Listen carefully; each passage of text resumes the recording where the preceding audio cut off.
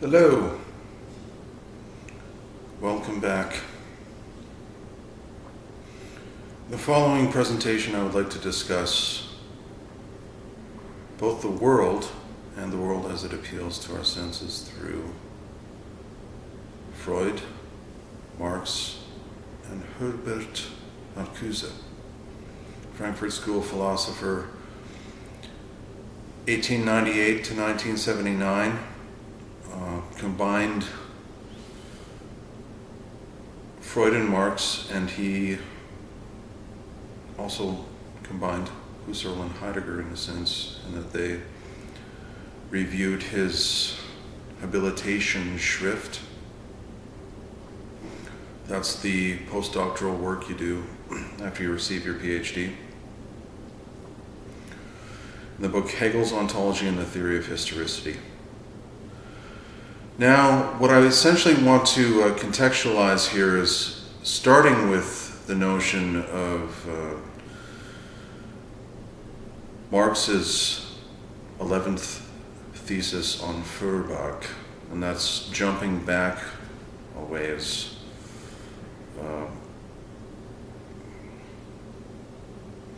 Just to jump right into the water here and sort of say that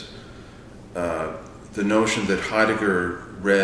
did a piece on his notion that what Marx suggests in this thesis is the philosopher has hereby intuited the world, but the point is to change it. And Heidegger comes forward and he sort of presents the idea that one must have the accurate conception of the world in order to change the world. So he already sort of presupposes the idea that, and really cancels Marx's suggestion that what was contained within the very work of Heidegger, this notion of the hermeneutical observation of philosophical content and ontological content, even though he doesn't quite take it to that point in time where, in the book Being in Time, hermeneutics is about observing the absurd as it was presupposed for Sartre versus the idea of disclosure. So I am sort of bouncing between many different ideas here on the central conclusion that Heidegger and Marx, in a sense, can be fused ultimately, quite fused. And it was attempted by the aforementioned Heidegger and Marcuse in the book Heidegger and Marxism, which is why I'm including him in this presentation. I don't believe that project fully realized itself, but I've come across other fusions of Heidegger and Marx and have noticed how, interestingly enough, they find their way into psychoanalysis. And that is why I have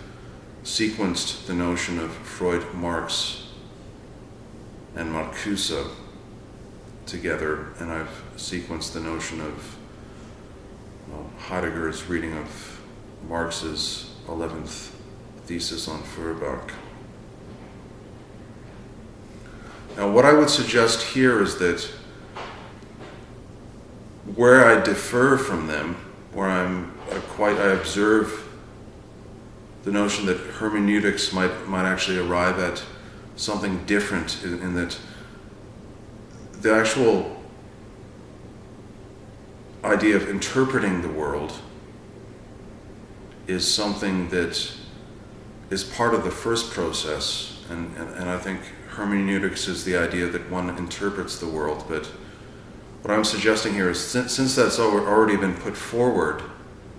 it's been positioned in the mind insofar as someone would have a concept of which world they were dealing with. They would already have a presupposition about the world of their experience, that what actually affects the way we perceive the world is the concept itself. Not a concept of the world, but the concept. The concept that is based largely upon someone's subjective habitualities, their daily quotidian practices, their what things they notice and observe in the objective world, other people's activities, other people's actions, where concerns, even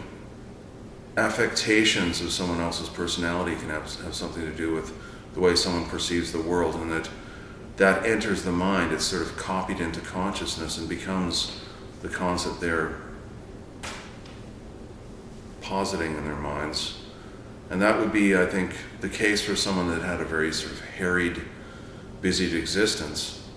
that they were attempting to affiliate themselves with certain parties while not affiliating themselves with others. So eventually there becomes this sort of Derridian, Jacques Derrida, philosopher, deconstruction of reality in a sort of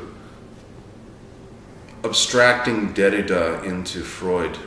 in terms of the notion that reality could be a reconstruction in the Jungian sense.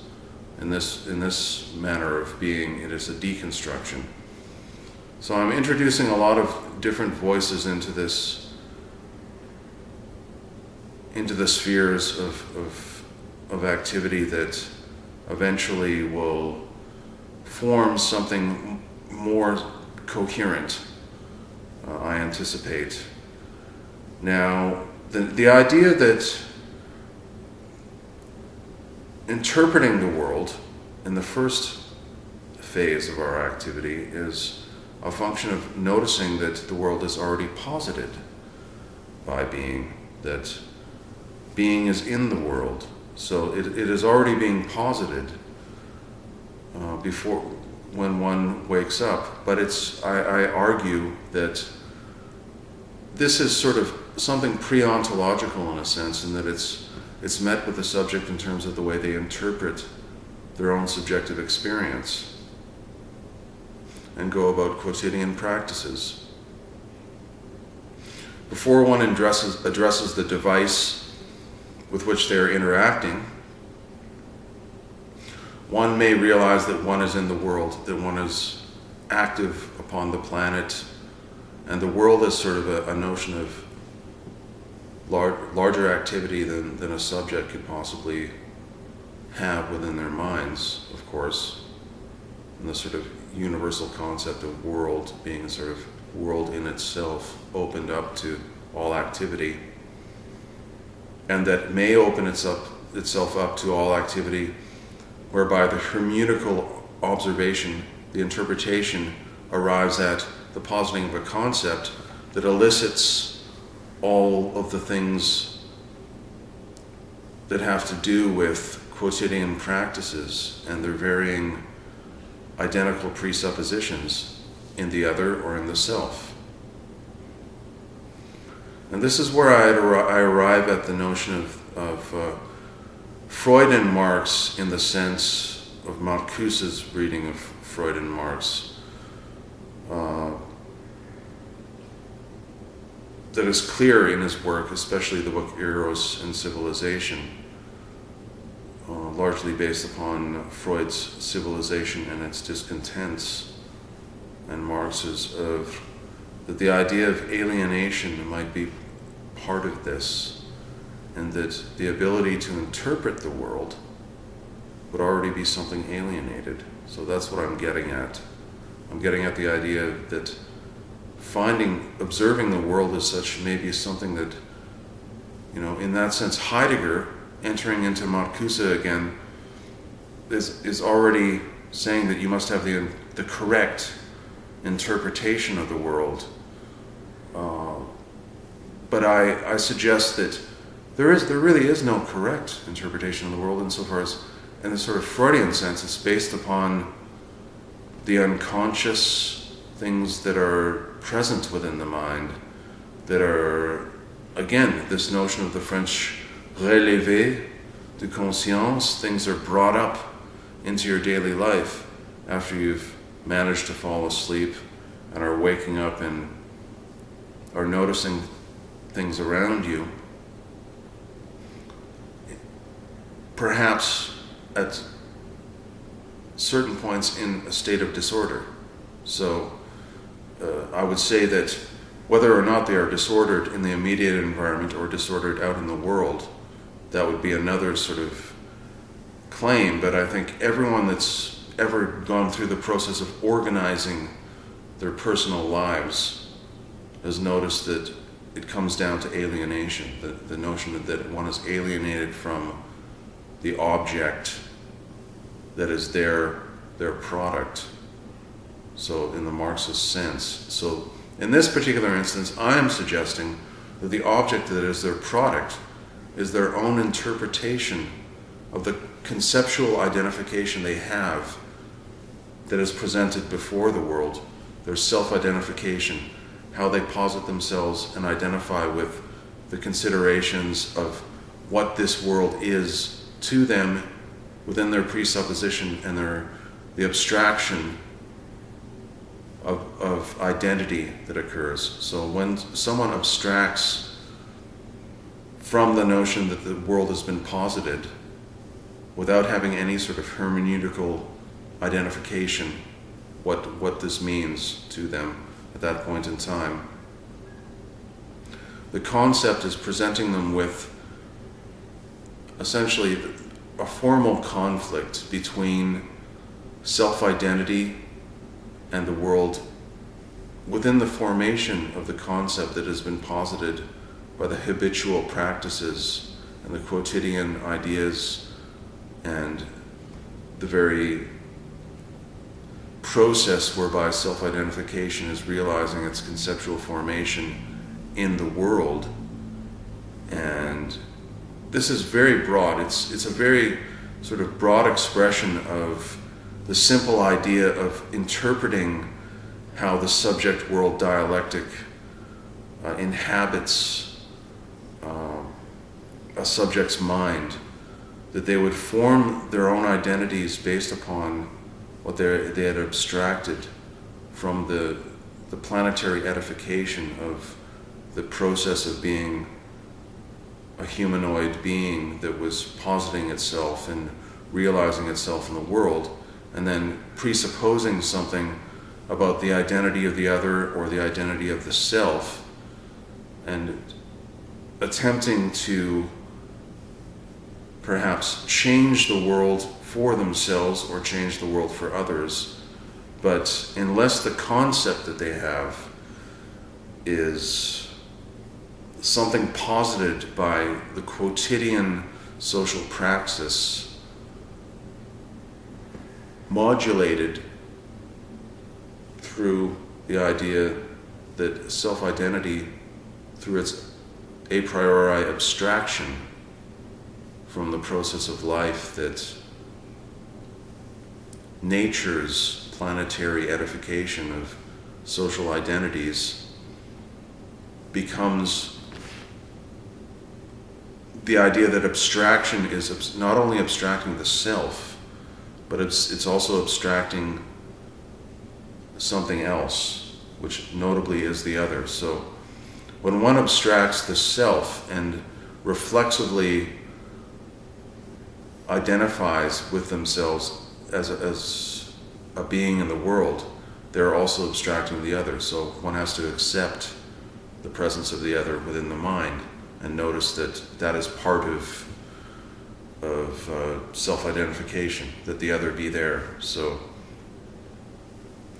the way it enters into the consciousness in terms of the sort of aforementioned notions of Heidegger's reading of Marx's 11th thesis on Feuerbach and Freud, Marx, and Marcuse, is it forms the notion that the way that someone posits their alienated expression of how they self-identify with the other has to do with how they're actually recomposing themselves or readdressing themselves in the abstraction of what becomes about, in very sort of simple terms, about abstracting A, my self-identity, the pure I, and abstracting B as well, and noticing that B is smaller than A, and seeing that but B is present within A in that sense, in a very noticeable fashion. And then not only is B present within A, but potentially, sort of to the point of, at sometimes friction, the idea of interpreting the world is identifying with the idea that C might be present within A as well, and equally in proportion to B. So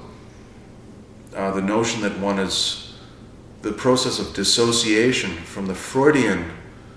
unconscious repression of the reality principle into its actuation, its actuality of something alienated, where by the interpretation of the world, the hermeneutical observation of what the world is contained within the principle whereby self-identification is a process. It's a dialectical process at some point, but eventually that dialectic starts to become fused with its idea that it is abstracting things upon the horizon that are also containing other components, and those are already fused in some sense with A, so the identity is becoming something new before it is abstracted as this is me, this is the I. So that falls into the ideas that concern with that are concerned with the interpretation of the world, what the world is, and how the concept must be a presupposition, something posited by a subject, such as in the book, the very brief book by Jean-Paul Sartre, The Transcendence of the Ego, that one posits the I, one is noticing that its presence in the world is going out into the world, but one must also recognize that at that point we are certainly introducing the idea that things will be abstracted based upon the fact that no one can sort of entirely be consumed by perceiving the world as just an involuntary subject, prone to whatever corporeal nuances or non-positional affectations they might have by being inhabitants of the planet. As such, the idea that one would abstract from the totality of a world that is only based upon the interpretive reality or the hermeneutical observation of a subject whereby they had abstracted something that already contained the other components, B, perhaps C into B or C into A, foregoing the notion that D would also be there, but that had been contained within the abstraction, one would notice that part of that abstraction was actually its recompense, its conceptual identification, that the process once returns to the subject that must posit that interpretation, modulated not only by the unconscious things that are brought up into the mind, but also those things that are abstracted. So it's very nuanced and predicated upon the notion that the interpretation of the world is here